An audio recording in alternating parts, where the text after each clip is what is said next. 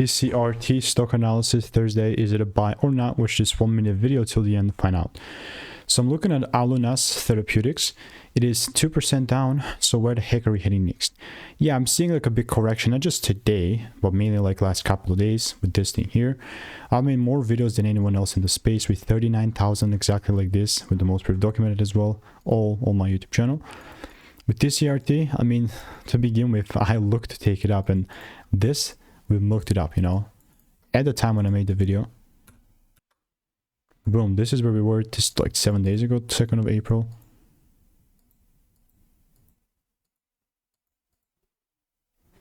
Boom, like 2nd of April, right? And took it from 259 to almost like, I mean, they delivered to 5, so like 2x.